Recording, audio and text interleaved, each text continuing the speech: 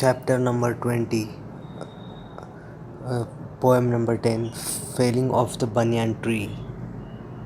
So I will read the poem first. So the poem is: My father told the tenants to leave who lived on the houses surrounding our house on the hill. One by one, the structures were demolished. Only our own house remained, and the trees are sacred, my grandfather used to say. Failing them is a crime, but he massacred them all. The shoga, the udambar, the neem were all cut down, but the huge banyan tree stood like a problem whose roots lay deeper than all our lives. My father ordered it to be removed. The banyan tree was there, times as tall as our house. Its trunk had a circumference of 50 feet. Its scraggy arterial roots fell to the ground from 30 feet or more. So first they cut the branches, sawing them off for 7 days, and the heap was huge. Insects and birds began to leave the tree, and then they came to its massive trunk. 50 men with axes chopped and chopped. The great tree revealed its rings of 200 years. We watched in terror and fascination this slaughter as a raw mythology revealed to us its age soon after we left Baroda for Bombay. There are no trees except for the one which grows and seeds in one's dreams. Its aerial roots are looking for ground to strike.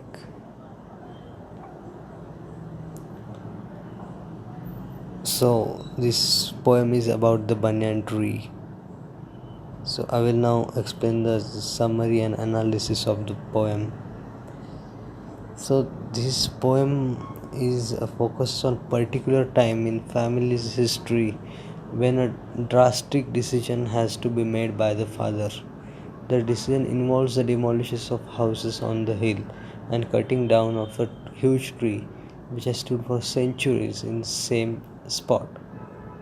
It is an autobiographical poem being Dilip Chitre's exploration of a time when he was uprooted from Baroda to the city of what was then called Bombay, modern day Mumbai. So the banyan tree is a metaphor for his life, for the family's upheaval, and the man responsible for the move is none other than his father, representing all that is masculine, dominant, forward looking, and destructive. Contrast this with the traditional knowledge of the grandmother, representing all that is feminine, the past, nurturing, religious, conservative. Patriarchal versus matriarchal theme is central to the poem. The speaker is appearing to favor the latter, but is helpless to stop inevitable momentum of progress as applied by father. So, the failing of banyan tree explores special time in the life of a sensitive speaker when family roots were torn out, when the old way of life had to give away for the new. From the first time, the reader is informed that this decision was taken by patriarch, means the father. Patriarch means father, and matriarch means the mother. And the energy which directly affects things, therefore, is masculine. There is no reason given for such drastic action, no specific economical or logical details offered as to why the clearance of houses and land should occur in a position of masculine approach. Antithetical is that of feminine, represented in the family by grandmother, spokesperson for nature, the sacred aura attached to remaining trees. She introduces a religious element based on tradition, which states that to harm a tree is actual crime. The speaker focuses on the names of trees that are in rather a violent language massacred by the father. And in the shape of banyan, there is a symbol of family itself. The great rooted tree representing centuries of living, of connection between earth and heaven. It too is cut down. The second stanza gives reader all the details: how long, how much, how many. A whole ecosystem is gradually brought down, extinguished perhaps. The imagery is clear. The great banyan, helpless to resist, is hacked at by dozens of men. It's like something out of battle of war. This feeling does seem to foretell the coming environmental struggles that are still ongoing globally, but especially in countries like India, so used to wilderness now, but having to cope up with the industries now, economics, and expanding populations. The speaker has two emotions: terror and fascination, the former based on sadness and fear for the future, the latter on awesome sight of massive trees, some crashing through the ground, revealing its rings and ancient history. Family moved to the city, and speaker now is hard, it seems, for the only trees available are those in the subconscious. But this tree is angry, perhaps because of the way move has happened, and there is no telling if the roots will find what they need, nourishment from the earth. The Felling of Banyan Tree is a free verse poem of 3 stanzas and 25 lines in total. There is no set rhyme scheme, and the meter varies somewhat, bringing different rhythms to each line. The central theme of the poem is uprootedness, the idea of living family home. The secondary theme is that of ecosystem and their destruction, specifically that of felling trees for profit in the name of progress. In the poem, two are inextricably linked. Speaker moving home coincides with the tree being cut down. The two are fused together. The style of the poem is conversational, as if speaker is relaying the tale of banyan tree to a family member or a friend. It is like short story being told. Overall, the tone is matter of fact, tingled with slight sadness and even anger at the thought of a tree being cut down, effectively killed. Banyan tree is metaphor for speaker's family history. In the Hindu religion, banyan tree is a symbol of triumvirate of Lord Vishnu. This deeper religious significance adds another layer of meaning to the poem. Uh, so this poem is mainly dependent on the view of a boy who believes that the tree should not be cut down, but his father insists that they should be cut down to make some progress.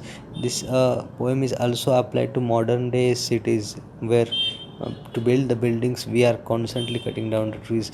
So it is actually based on the belief that to make something good we have to destroy something bad, and and poet does not agree with this.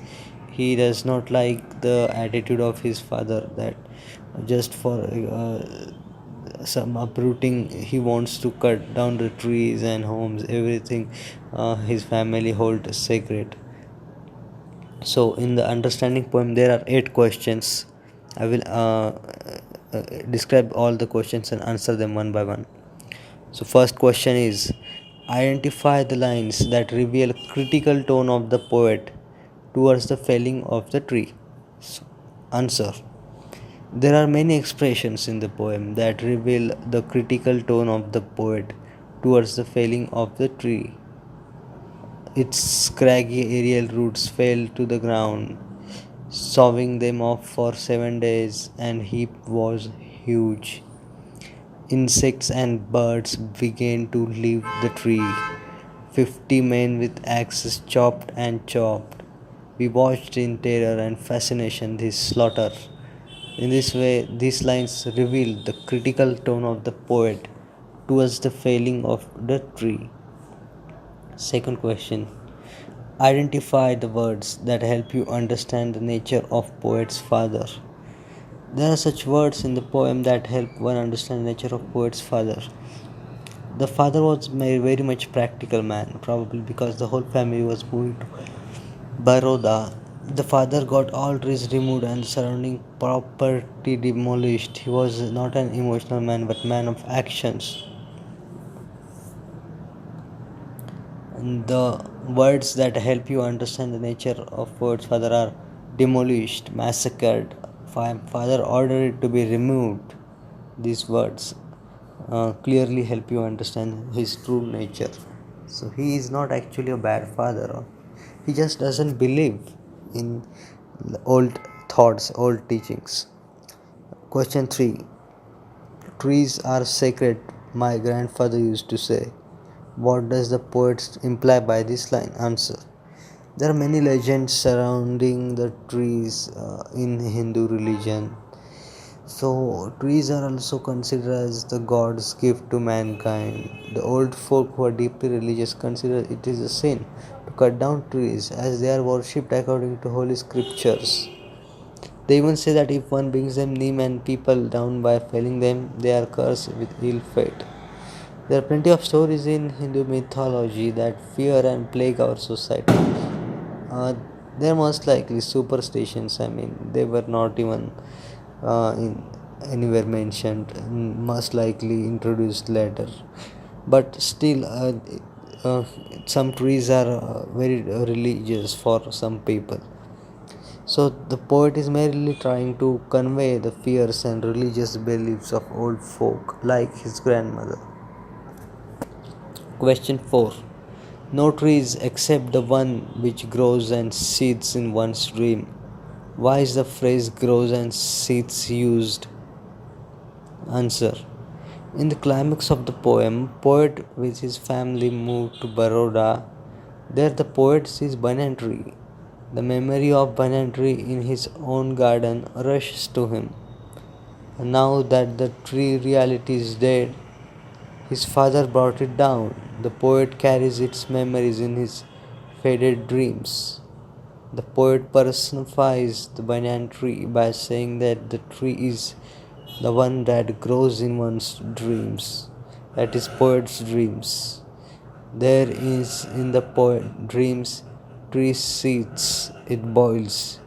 It is to be considered for why poet has used second term. Is it possible that the tree is in anguish because it was brought down? Thus it boils in anger while it grows in the poet's dreams through dead in reality. How does the banyan tree stand out as different from other trees? What details of tree does poet highlight in this poem? In Bhagavad Gita, Krishna said, "Of all the trees, I am banyan tree." Banyan is considered to be most pious tree in the Hindu mythology. It is believed that Buddha renounced under banyan tree in Bodh Gaya. There are many more such stories that this tree encompasses in its age-old aerial roots that fall to the ground mysteriously. Poet is impressed by his huge figure as he says, as great tree reveals its rings of 200 years.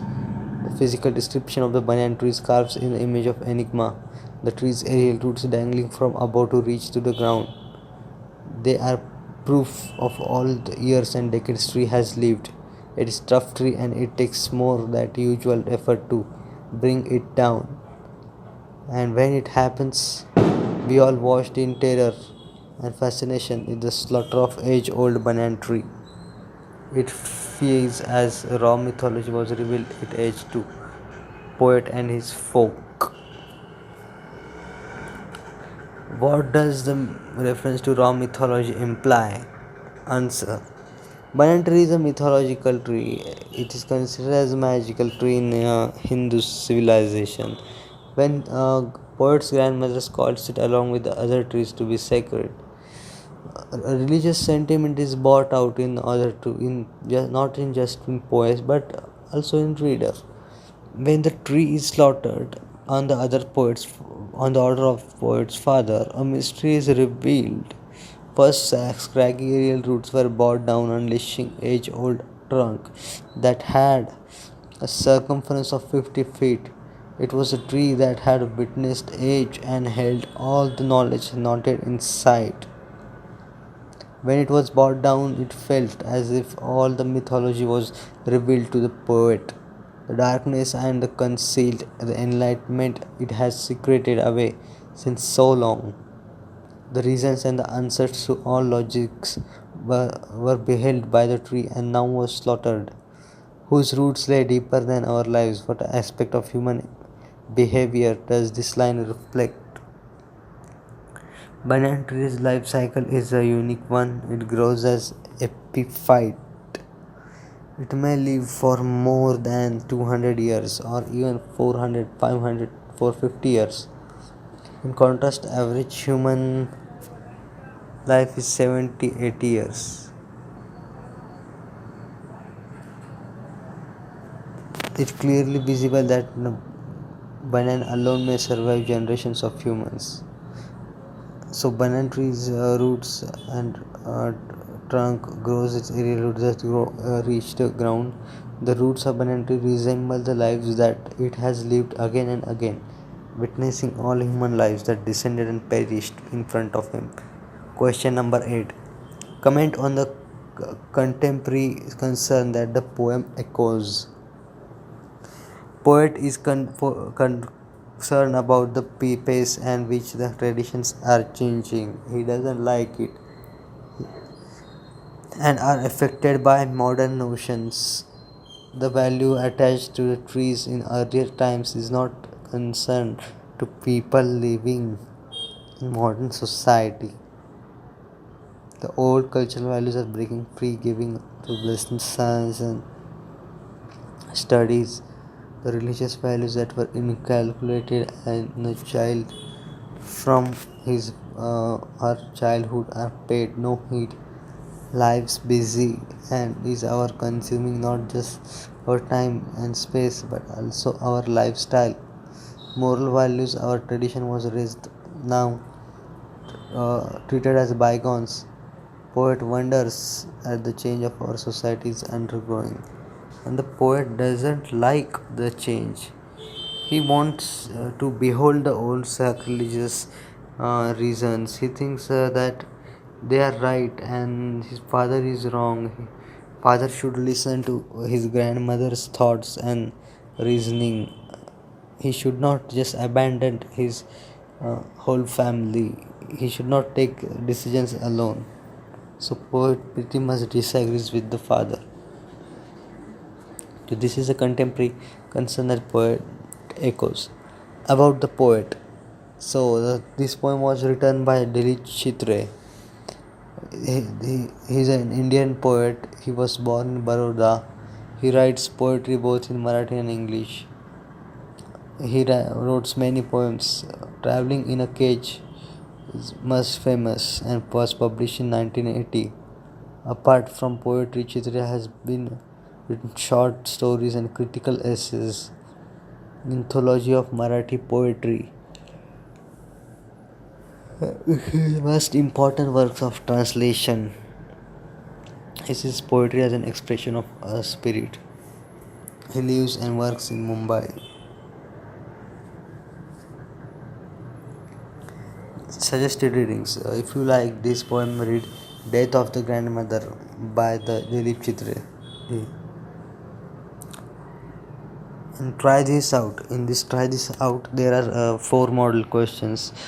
First question is: most of us have had this experience of seeing trees in our neighborhood being mercilessly cut down in order to build a house or public building or widen a road. Describe any such experience you have had, the feeling of a tree you were attached to, with reasons for your special attachment to tree. Second question: find out equivalents for shoga. Udambar and Neem in your language and English, and the equivalent of Banyan in your language. Question 3.